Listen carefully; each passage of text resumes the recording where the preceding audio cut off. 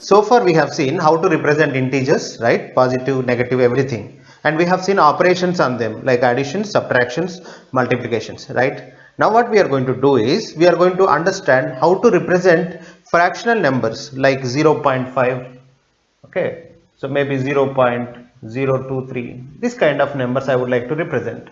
Otherwise 2.3457. 2345.798. So I would like to represent this kind of numbers, also known as fractional numbers, and of course positive and negative too. So how to do that is the question. For that we have a model called fixed point representation. Okay. Now first we start with fixed point representation. After that we'll go to a famous representation called floating point representation, which we use to represent this kind of I can say fractional numbers. What's the reason for these two variations and which one is better? I will tell you. To understand that, first you should understand fixed point representation. The summary is like this. First of all, I am going to explain you fixed point representation. Then slowly you will realize that this fixed point representation will not work for our requirements. Okay, we have a different requirement, I will tell you. So generally floating point will be suitable for our scientific representation. That means when you want to represent very large numbers and at the same time very small numbers, then definitely floating point representation is suitable. Currently, really if you want to have fractional numbers, most of the times we want to use very large numbers and very small numbers, then fixed point representation cannot have that capability. To understand all this stuff, first of all you should understand how fixed point representation can be used to represent fractional numbers. After that we'll go to floating point representation of fractional numbers. Let us begin with fixed point representation and we'll try to understand what are the negative things, otherwise disadvantages of this model. Okay. Now finally one more thing. Current modern architectures are not going to use this fixed point representation. They don't use it. Instead of that, they use floating point representation. That's why we are going to finally study floating point representation in a in-depth way, I can say. Okay. But fixed point representation we don't study much because that is generally not used in our modern computers. But we'll try to understand what is the reason we don't want fixed point representations. First of all, I will tell you, forget about computer and everything. If you, let's say you have to, as a human being, you want to represent some numbers, some fractionals, okay? So you have given 5 positions, 1, 2, 3, 4, 5. So in fixed point representation, the decimal point or radix point, this is called radix point. We can fix radix point somewhere. Let me fix this radix point here after 3 most significant digits, okay? Now we have now 5 digits. Sir, why 5, why not 7? You can take 7 also, not a problem. Now the question is, in this model, how many numbers we can represent? Example, let's say you want to represent negative fractions also, then we have to sacrifice one bit for writing positive sign or negative sign. I'm talking about, let's say, paper and pen model. Otherwise, general, as human being generally how he represents. Okay, that is what we are seeing. So when for a human being, if you give 3 positions, see like a mathematical problem, and 2 more positions, 5 positions, 1 position he has to use for representing sign, then only effectively he has to use 4 positions. Then how many numbers he can represent as a human being, we'll see. Because when you solve this problem, after that we can go for general problem like computer problem. In computer also you have same kind of problem. First of all we'll see, let's say we want to represent a fixed point representation with 5 positions. Okay, one for symbol, sign symbol.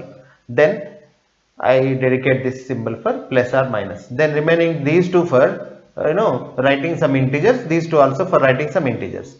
Sir, how to use them? Example, you can write like this: 23.45. So to represent 23.45, we have to write here 2, we have to write here 3, we have to write 4, here 5. Now one more question. Can I represent 0? Yes. Write plus 0, 0.00. Wonderful. So using this fixed point representation, now we will be able to write some of the fractions, right? Sir, I would like to represent 0.5, especially minus 0.5. No problem. Write minus in the first position, write 2 zeros, then followed by point, followed by 50. Yes, perfect. So in that way, so many numbers we can represent. Now we'll see what is the minimum number and what is the maximum number we can represent. So minimum number means it will be definitely a negative number, right? So we will see what is the minimum number we can represent. So you know one thing, minimum number in generally minimum number is nothing but value wise it will be highest value, correct? So that's why whenever you go to negative numbers, to have a minimum value we should take the absolute value highest. That's why I take like this, minus 99.99 is the largest value I can represent value wise. Because of this negative symbol it will become least. Now what is the highest number we can represent? Plus 99.99. Slowly you are understanding that. So we can represent minus 99.99 to plus 99.99. Now, and one more detail you should know, since we have only finite positions but the numbers are infinite, even you know one thing, the numbers between 0 to 1 are infinite and even uncountable. It's very big infinite, I can say. Okay, so that's why to represent all the numbers between 0 to 1, these finite positions cannot be sufficient. Sir, but we can easily represent all the numbers between 0 to 1, I guess. That is what one imaginary student is questioning me. So I say, I ask him simply, how you represent 0.00001. Just I ask this question. Then he will try to do like this, plus positive. So since it is 0, then before decimal point it should be 0 point, then here 0001, but we have only two positions. Then to represent 0001, two positions are not sufficient. That's why, so we are not able to represent all possible numbers between minus 99.99 to 99.99, but only few numbers we are representing. That means, so we are just approximately representing numbers between minus 99.99 to 99.99. So if you want to represent, if you want to have 0.0001, then so we have to adjust with only this up to this level. So what we do is, example, anyone want to represent 0.0001, we say, yeah, it is approximately equal to 0.00, and we say that we have one number for that. In that way, we reduce the precision. This is called reducing the precision. Okay. Now we'll see floating point representation. In floating point representation, if you have same bits like 1, 2, 3, 4, 5, so what are we going to do is, we are going to give this bit for, let's say, sign bit. Okay, this is sign bit, and some bits for exponent. Let us take 2 bits for exponent exp, 2 bits for mantissa.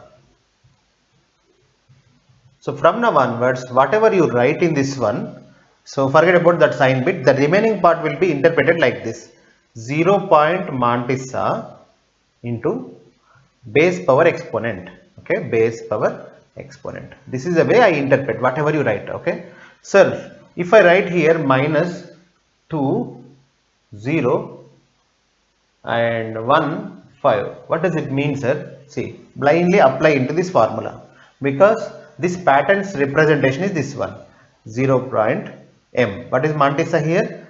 Blindly copy m, 1, 5 into base. So because now I am talking about human representations, otherwise decimal representations, right? In decimal representations, base is generally 10, right? So that is implicit. So here, in here or here, anywhere I did not write anything 10, but still this base is 10, that is implicit. Example, when you write 23, it doesn't mean that your intention is not 2, 3, to say that it is 2, 3. You want to say that it is 23, because the weightage of this 2 is 10. That's why 10 to the 20, you have 20 plus 3. But what is this 10? How did you get the 10? The 10 is implicit, which is base, right? Similarly, in our this representation, so base will be used and the base power exponent will be the interpretation of this exponent. So that's why 10 power 20. This is the way we understand this pattern. That means now finally we are representing here 0.15 into 10 to the power of 20. Sir, what is this minus? To represent negative number. Sir, one more, sir. I write minus 5 and 27. What does it mean, sir? I will tell you. This is exponent, this is mantissa. So this minus for total sign. After that 0 point m, right? So first of all, forget about this bit, we can later add it. Remaining part is 0 point m, 0 point mantissa 27 into base power exponent. What is base? 10. Power exponent. What is exponent? Minus 5 I wrote. So finally the value is 0.27 into 10 power minus 5, but the last sign bit is representing that it is total minus, right? That means it is a negative number, minus 0.27 into 10 power minus 5. In that way we can represent negative numbers also. So this representation is representing negative and positive, and you see here it's a huge number. You see 0.15 into 10 power 20, of course huge value. So if I write here plus, let me write here 9 comma 9, okay, and here we do one thing. The first bit we specially dedicate for sign bit, okay, because otherwise it will be difficult. I mean, that would be good, okay. So, and it is not a standard one. Don't try to remember anything. Don't try to remember or blindly follow anything. We are just simply discussing how a floating point number looks like, how the representation looks like, okay. So plus I write 5, that means exponent is positive, that's why I wrote plus 5. So this bit is again dedicated for representing the sign bit, okay. Now example, this is 2, this is 9. What does it mean? I will tell you. Plus, so here sign bit, actually correct, sign bit, this bit, plus 0.m, m is 29, 0.29 into base power 10 power exponent. What is exponent here? Plus 5, right? To represent 0.29 into 10 power plus 5, we can use it, right? Now what is the highest number we can represent using this model? I will tell you. To have highest number, write here plus, write here plus, here 5, okay. So don't say sir I will write 99 here.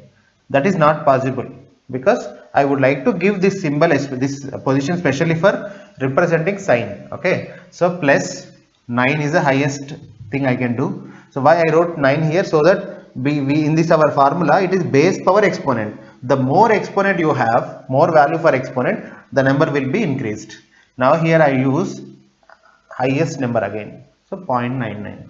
So if I interpret this one, what is going to happen? So plus 0.m, m is 99 into base power. What is base here? Base I took 10, power exponent is plus 9.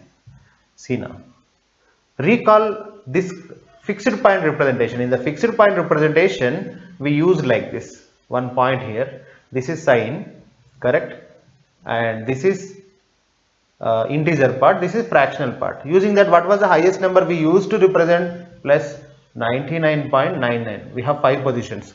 Here also we have 5 positions, but the highest number we could represent is 0.99 into 10 to the power of 9. Is it not huge number? Yes, that's why to represent very large numbers, generally in scientific applications we have that requirement.